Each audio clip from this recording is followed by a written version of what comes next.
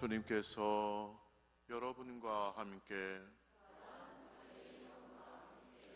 루카가 전한 거룩한 복음입니다.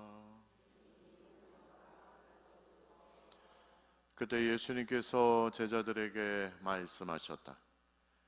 내 말을 듣고 있는 너희에게 내가 말한다. 너희는 원수를 사랑하여라.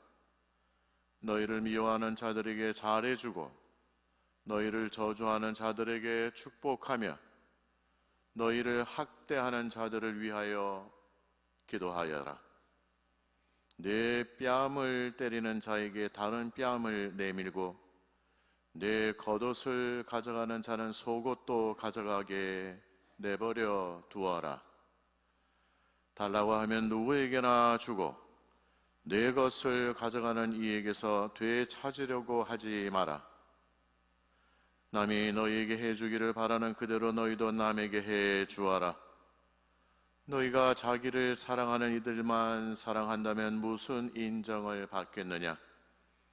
죄인들도 자기를 사랑하는 이들은 사랑한다. 너희가 자기에게 잘해주는 이들에게만 잘해준다면 무슨 인정을 받겠느냐? 죄인들도 그것은 한다. 너희가 도로 받을 가망이 있는 이들에게만 구워준다면 무슨 인정을 받겠느냐? 죄인들도 고스란히 되받을 요량으로 서로 구워준다. 그러나 너희는 원수를 사랑하여라. 그에게 잘해주고 아무것도 바라지 말고 구워주어라. 그러면 너희가 받을 상이 클 것이다. 그리고 너희는 지극히 높으신 분의 자녀가 될 것이다. 그분께서는 은혜를 모르는 자들과 악한 자들에게도 인자하시기 때문이다. 너희 아버지께서 자비하신 것처럼 너희도 자비로운 사람이 되어라. 남을 심판하지 마라. 그러면 너희도 심판받지 않을 것이다. 남을 단죄하지 마라. 그러면 너희도 단죄받지 않을 것이다. 용서하여라. 그러면 너희도 용서받을 것이다. 주어라. 그러면 너희도 받을 것이다. 누르고 흔들어서 넘치도록 구하게 되어 너희 품에 담아주실 것이다. 너희가 되지라는 바로 그 되로 너희도 되받을 것이다. 주님의 말씀입니다.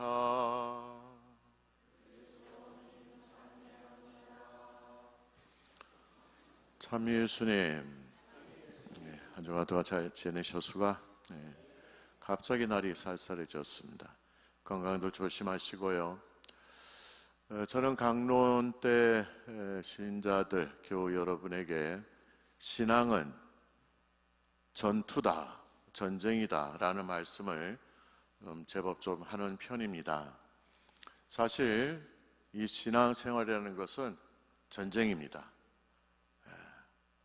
예수님께서 3년의 공생활 속에서도 적재자들과 그리고 악의 세력들과 그리고 어둠의 세력들과 싸움의 시간을 통하여 결국 우리를 구원의 길로 이끄셨듯이 우리 역시 스승이신 그분의 뒤를 따라가는 제자들로서 이 전쟁의 시간에서 벗어날 수 없는 법입니다. 오늘 예수님께서는 이 전투를 하는 데 있어서 아주 강력한 무기를 우리에게 선사해 주십니다.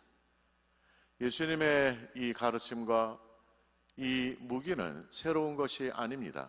이미 저 멀리 구약의 시대 때 야훼 하느님께서 이스라엘 백성들에게 내려주신 수많은 계명들 중에 한 계명을 예수님은 더욱더 세련되고 또 심오하게 그리고 그 깊이를 이루 헤아릴 수 없을 정도의 가르침을 우리에게 주고 계십니다.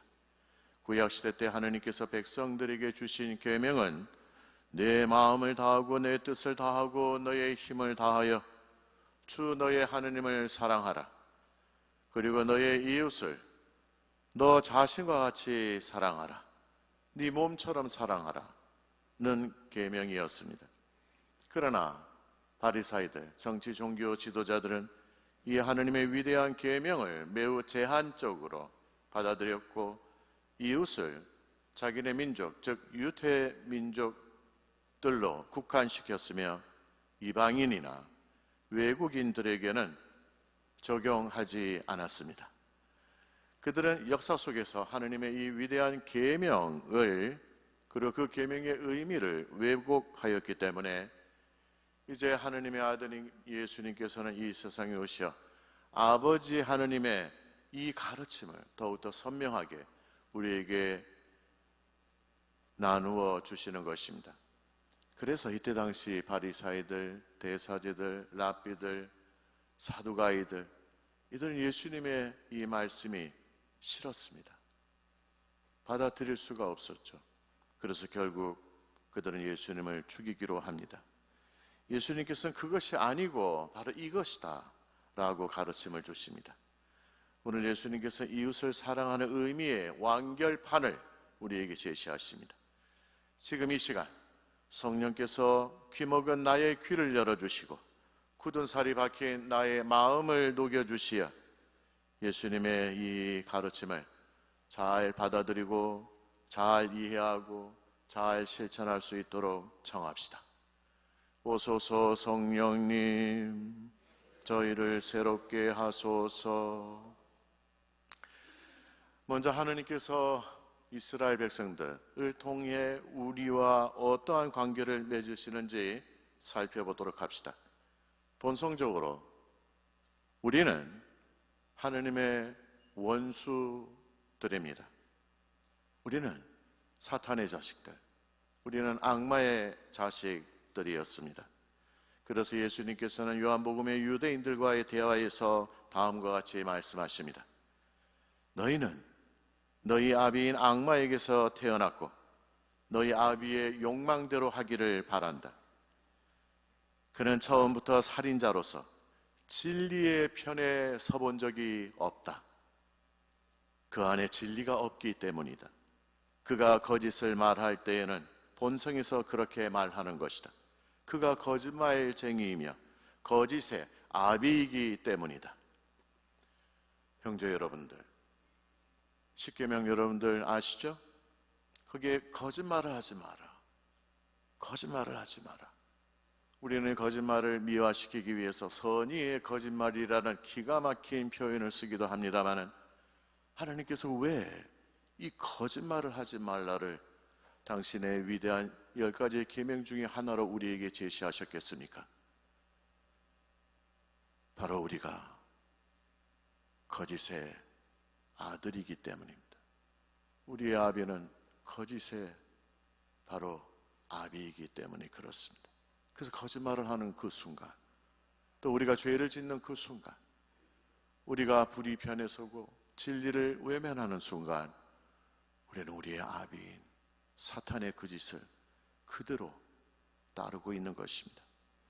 형제 여러분, 원래 우리 아비는 악마였습니다. 그럼에도 불구하고 우리는 끊임없이 하느님의 은혜와 사랑을 받습니다.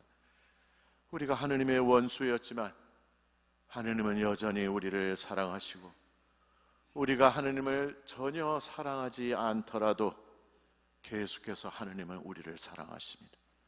우리가 하느님을 무시하고 우리가 하느님께 감사드리지 않을 때도 하느님은 우리를 사랑하시고, 우리가 죄악으로 하느님을 배신하더라도 하느님은 결코 그 악을 악으로 갚지 않으시는 분이십니다. 하나님께서 우리와 관계를 맺는 방법은 바로 이렇습니다. 이 가르침은 사람이 되신 하느님의 아들 예수님의 가르침과 전혀 다르지 않습니다. 그래서 오늘 예수님께서는 아버지의 이 가르침을 더욱더 심화시켜 주시어 우리에게 더욱더 깊은 가르침을 주십니다. 너희는 이웃을 사랑함을 뛰어넘어 원수까지도 사랑하여라. 성경을 읽다가 어느 교우는 성경의 이 부분을 그냥 스쳐 지나간다고 합니다. 읽지 않는다고 합니다. 읽을 때마다 머리가 아파서. 왜? 나는 그것을 실천하지 못하기 때문입니다. 내 주위의 원수들이 드글드글한데, 아니면 내 중에 이 원수만 좀 없으면 좋겠는데, 근데 예수님은 좋은데 예수님 말씀 중에 이 말씀, 원수를 사랑하여라, 이 말씀은 너무나 힘듭니다. 그래서 그 페이지를 아예 접어버리시는 신자들도 있습니다. 듣고 싶지 않고 읽고 싶지 않기 때문에 그렇습니다. 그런데 여기서 우리는 착각해서는 안 되는 것이 있습니다. 이 사랑이라는 이 단어를 우리는 마치 복신복신하고 애정이 넘치는 낭만적인 그 무엇으로 생각합니다. 그러나 성경의 많은 부분에서 가르치는 사랑이라는 이 단어는 이런 감성적인 부분을 의미하는 것이 아닙니다. 오늘 여러분들 이걸 확실하게 아셔야 됩니다.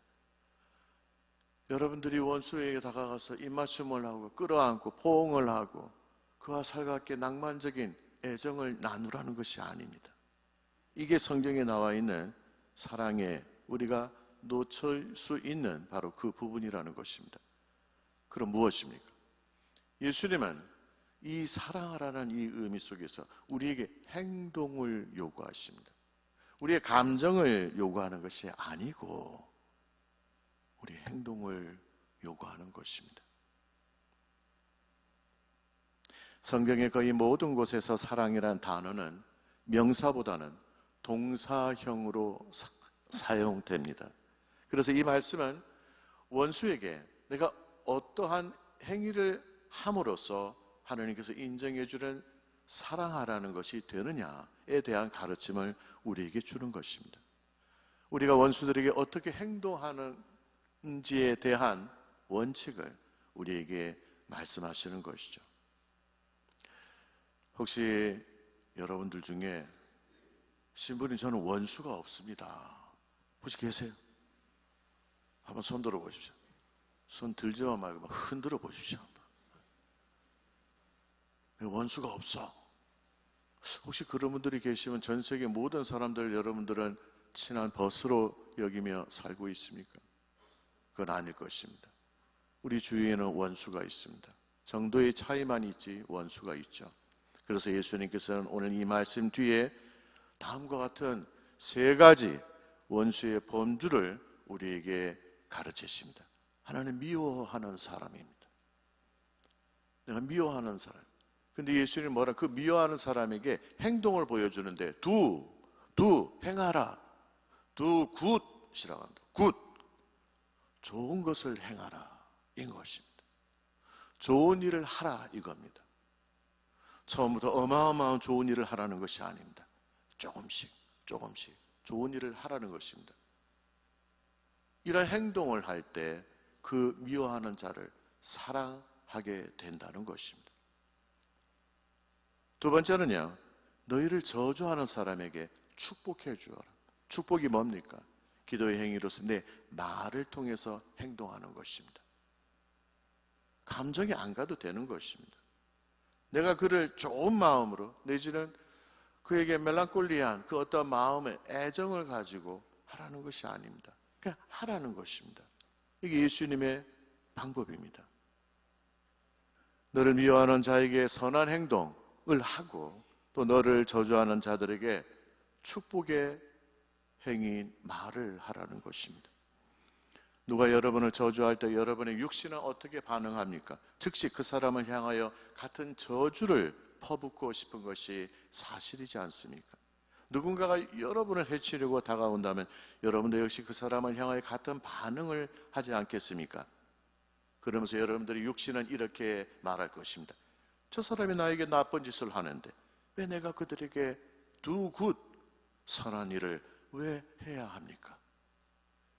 이건 육신이 나에게 시키는 일입니다. 그러나 내 생명의 아버지, 내 영혼의 주인이신 그분께서는 너희들 안에 있는 성령의 힘으로 그것을 하라는 것입니다. 육신은 너에게 이렇게 하라고 너희들을 끌겠지만 성령이신 하나님께 기도하라. 그러면서 너희를 학대하는 자들을 위해서 기도하라 라고 말씀하십니다. 결론적으로 이 사랑의 행위는 내 감정의 행위가 아니고 행동으로 하는 행위입니다. 그러면서 한 발 더 나아가 구체적인 예시를 말씀하십니다. 너의 뺨을 때리는 자에게 다른 뺨을 내밀어. 너의 오른뺨을 때리는 자에게 너의 왼뺨을 내밀어라. 실제로 뺨을 때리는데 내밀라는 그런 의미가 아니죠. 유대인들에게 있어서 오른뺨을 때리기 위해서는 보통 오른손 자비는 이쪽에 오른뺨을 이렇게 때리지는 않습니다. 어떻게 때립니까? 이렇게 때리는 것, 손등으로 이렇게 때리게 되는 것입니다. 유대인들의 관습에 있어서 손등으로 그 누군가를 친다는 것은 그를 매우 모욕하는 최고의 행위들 중에 하나입니다. 따라서 손등을 보이면 너를 모욕하면 다른 뺨을 돌려대어 그가 너를 모욕하도록 놓아두어라. 모욕하고 계속 모욕하도록 그냥 두라는 것입니다. 그 모욕을 너의 모욕으로 갚지 말라는 것입니다. 너의 겉옷을 가져가는 자는 속옷도 가져가게 내버려 두어라. 그리고 누가 와서 돈을 구워달라고 하면 도와주라고 하십니다. 되받을 생각을 하지 말라는 것이죠. 죄인들도 악인들도 그것을 하기 때문에 그렇다라고 말씀하십니다. 이웃에게 도움을 주는 것을 너희의 이익을 생각해서 앞으로 재산이 불어날 그 무엇을 희망하면서 하지 말라는 것입니다. 너희를 사랑하는 사람만 사랑한다면 무슨 소용이 있느냐? 죄인들도 그렇게 하지 않겠느냐? 너희 아버지께서 자비하신 것처럼 너희도 자비한 사람이 되어라. 사실 오늘 복음의 이 말씀은 특별한 설명이 필요 없습니다. 그대로 하면 되는 것입니다.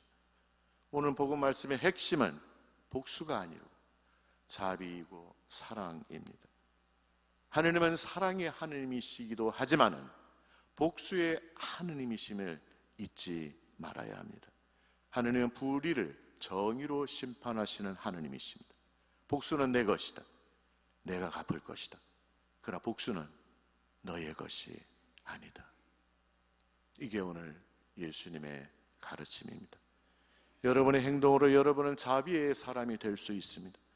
여러분은 하느님으로부터 사랑을 받은 사람들이고 하느님께서 여러분에게 선한 일, 두 굿을 하셨듯이 여러분도 내 이웃들에게 또 내 원수들에게 두 굿 선한 일을 할 수 있습니다. 형제 여러분, 하느님께서 여러분에게 해주신 최고의 사랑이 무엇이라고 생각하십니까? 하느님께서 여러분을 위해서, 우리 인간들을 위해서 해주신 최고의 사랑이 무엇입니까? 오늘 복음 말씀 뒤편에 나옵니다. 너희들이 이것을 할 때 비로소 너희는 하느님의 자녀가 될 것이다. 무엇입니까? 예수님을 통해서 우리를 하느님의 가족으로 입양시켜 주신 것입니다. 강론서두에서는 우리는 사탄의 자식, 악마의 자식이라고 말씀드렸습니다. 이건 제 말이 아닙니다. 예수님의 말씀입니다. 사탄의 자식인 우리를 하느님께서는 당신의 가족으로 우리를 입양시키셨습니다. 이것이 바로 하느님이 우리에게 보여주신 최고의 사랑입니다. 사탄의 자식인 우리를 당신의 아들, 딸로 받아주셨다는 것입니다. 오늘 예수님은 결국 천국의 한 부분, 천국의 한켠의 삶을 우리에게 보여주십니다. 이 세상의 논리가 아니라 천국의 논리, 하느님 나라 왕국의 그 논리를 우리에게 가르쳐 주십니다. 그것이 바로 원수를 사랑하라입니다. 장차 하느님의 자녀들이 누리며 살아야 할 행동을 우리에게 가르쳐 주는 것입니다. 그것은 원수를 행동으로 사랑하는 삶입니다. 그러다 보면은 내 마음이 가게 되어 있습니다. 하느님은 내 원수들도 나와 똑같이 자녀로 입양하셨음을 잊어서는 안 됩니다. 웃기지 않습니까? 하느님은 나를 자녀로 입양해 주셨는데 왜 내 원수들은 자녀로 입양시켜서는 안 됩니까? 말이 안 됩니다, 여러분. 나에게 원수인 그 사람 앞에서 나도 똑같이 그 사람에게는 원수라는 사실을 잊어서는 안 됩니다. 내가 미워하는 사람이 내 앞에 있으면 그 사람도 나를 미워하는 사람으로 나를 대한다는 사실을 잊어서는 안 됩니다. 형제 여러분들, 그 원수가 나를 위해서 축복해 주시기를 바라십니까? 아니면 계속해서 나를 저주해 주기를 바라십니까? 형제 여러분, 그 원수가 나를 계속해서 학대해 주기를 바라십니까? 아니면 나를 위해서 기도해 주기를 바라십니까? 만일 그 원수가 나를 위해서 선한 일과 축복의 말씀과 기도를 해 주기를 여러분들이 바라신다면, 그 원수를 위해서 나 역시 선한 일과 축복의 말씀과 기도를 해주는 것은 너무너무 당연한 일이지 않습니까?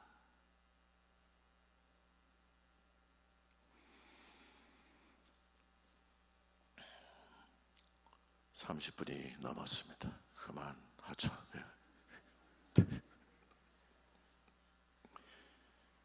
그래서 오늘 저는 제 강론의 제목을 다음과 같이 정했습니다. 원수가 만나서 서로 사랑을 하는 곳, 그곳이 바로 천국입니다. 이것이 오늘 예수님께서 우리에게 주시는 기쁜 소식입니다. 아멘.